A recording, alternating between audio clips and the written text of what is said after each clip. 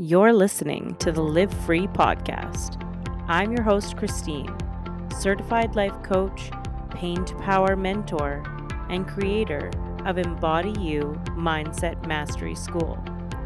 I'm here today to discuss living life after disease, disaster, or adversity, to discuss living life fully once again, a life of hope, peace, and resiliency, a life fully embodied. I utilize the lessons that I learned going through not one, but two primary cancers. I'm here today to guide you to the life of your dreams, turn your pain into power, and lead you back to yourself.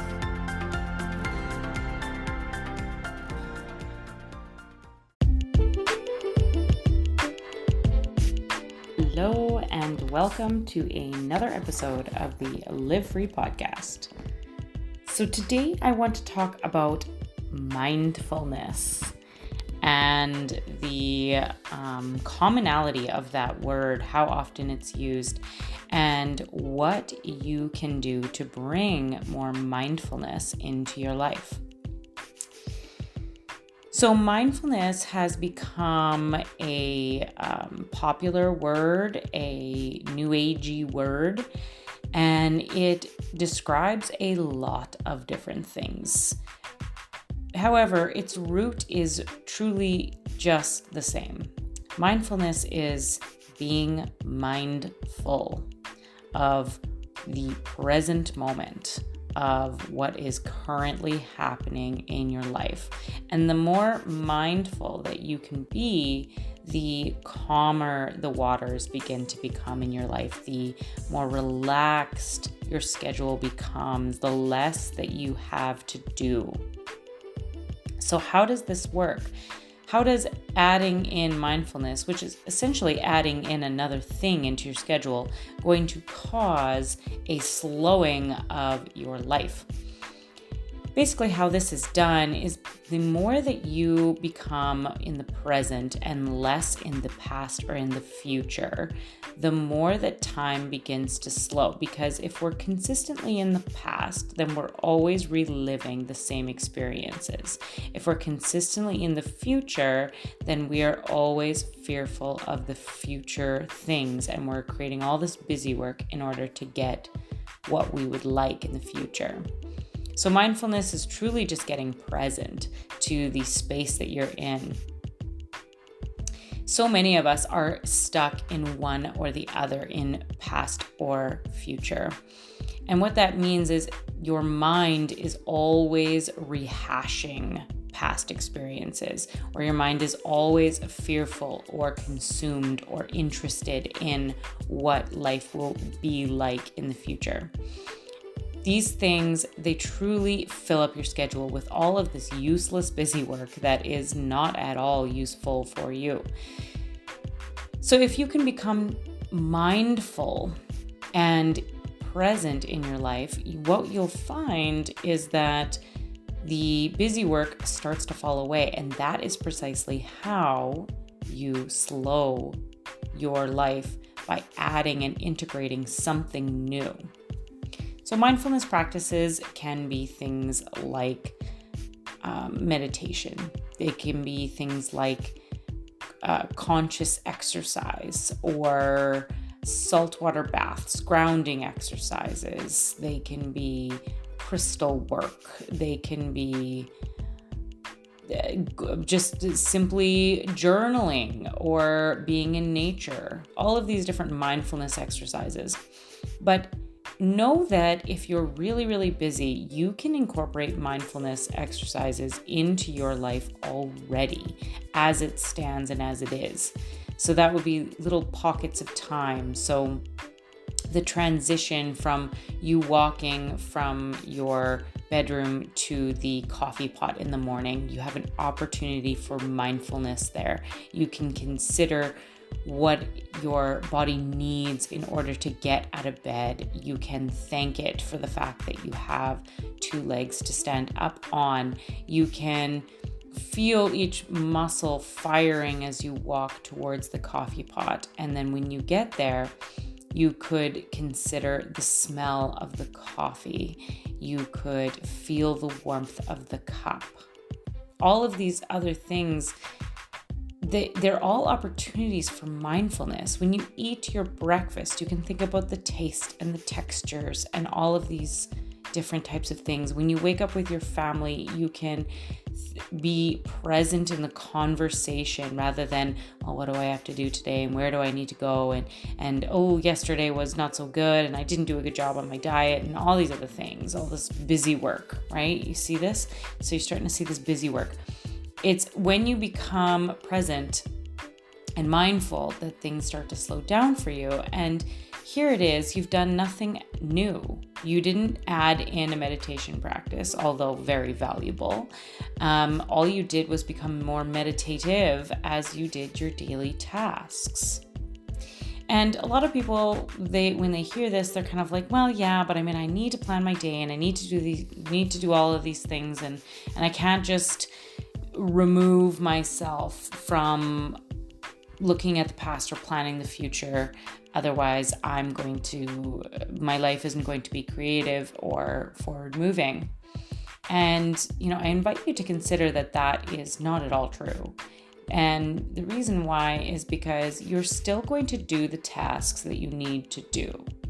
There's still going to be an intentional period of time where you might sit and say that, at the very beginning of your day, after you've had your coffee, you might say, today I'm going to do this. Maybe you'll write it down and then you can release it.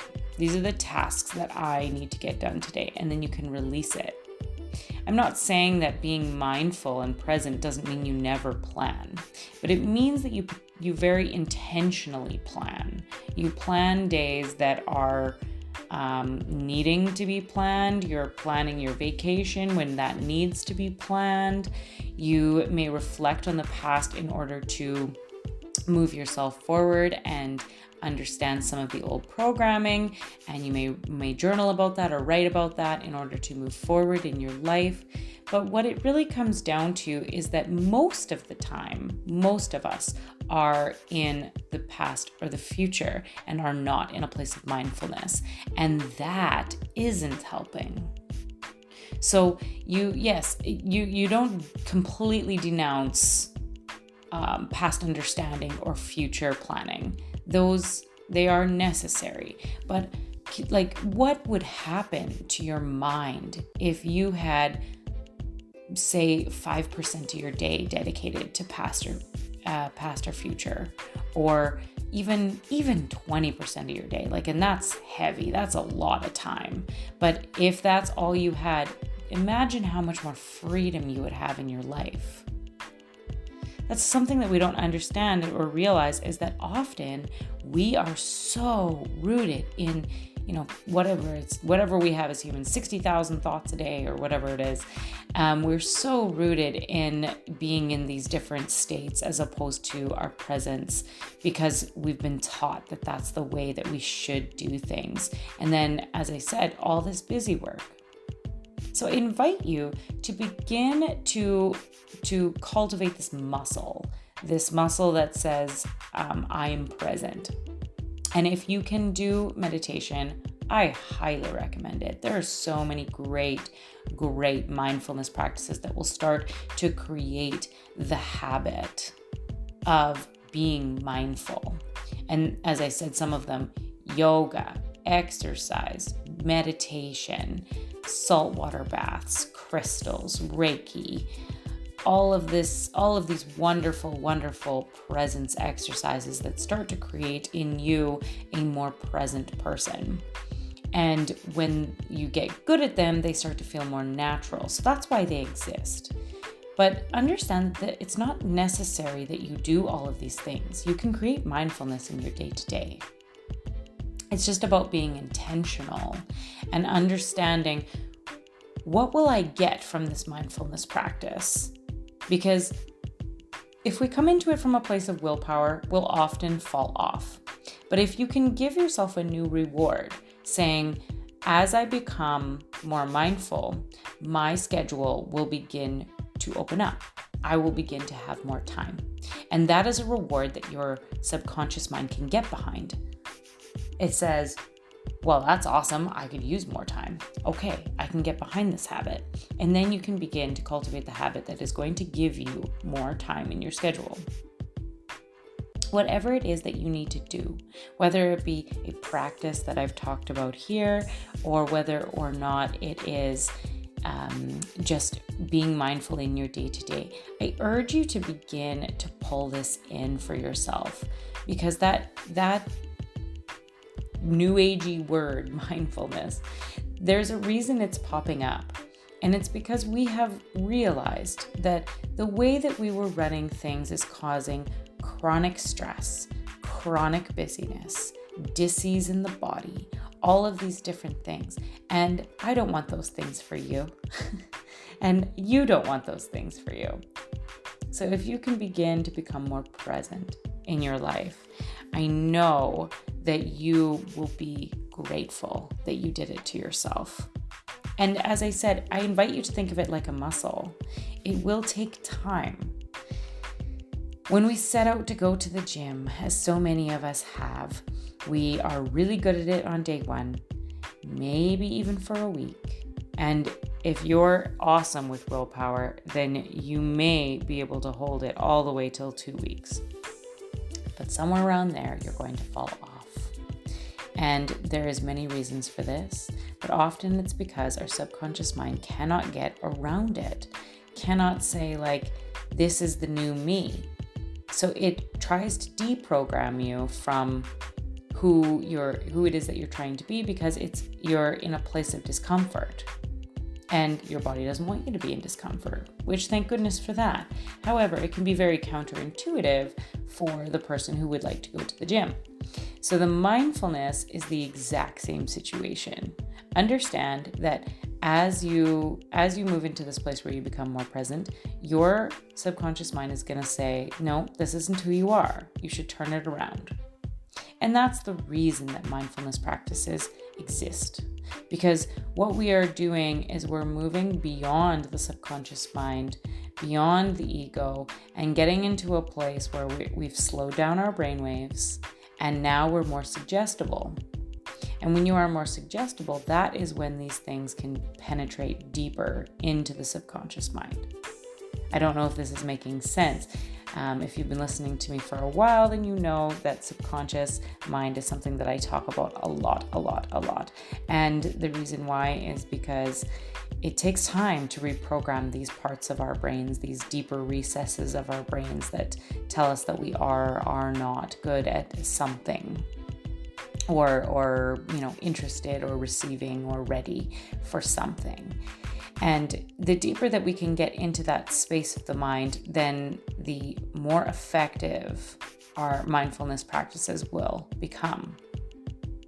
And truly, if it is peace you're wanting, if it is a slowdown in your life, then understand that adding in a mindfulness practice of 10 minutes, 20 minutes into your life will ultimately reach a place where you are saving far more than 10 minutes or 20 minutes in your day. You're going to see this right away. Probably within the first week, you will see that things begin to slow down for you and you have less of a busy schedule. So now you can see why this is so valuable, why it is so worthwhile to start practicing these mindfulness practices. Because if you would like to be less busy by 7 days from now, then you now have the tools to do so. If you want to be just as busy by next week, then skip the 10 minutes, skip the 20 minutes. You don't need it. You're fine with busy, right? So consider that today. Consider that adding in 10 minutes is going to save you 1 hour, 2 hours on the back end of your day. Because as you become present, your mind starts to give you space to say, actually, I don't need to do that thing. I don't need to create that busy work because I'm in a more present state of mind. And when you're in a more present state of mind, you are able to focus on the things that you're doing and you get them done quicker. So I hope that this has been helpful to add in just a short mindfulness podcast that will help you today to become a little bit more mindful. And start today with your little moments, with your transitional moments from one room to another, focusing on what the body does. Or when you're eating something today or cooking something, I want you to take a moment to listen to the sizzle, or to smell the aroma, or to connect to the taste, the texture of an ingredient. Or when you're making your coffee, I invite you to listen to the sound of the water, the droplets into the cup. Smell the smell of the coffee. Or when you're with your family or your coworkers today, I invite you to take 5 minutes to say, I'm going to be 100% present for the next 5 minutes. And begin to see how that can release some of the busy work from your life. So all my love today. I hope you are having a beautiful day and enjoy the presence.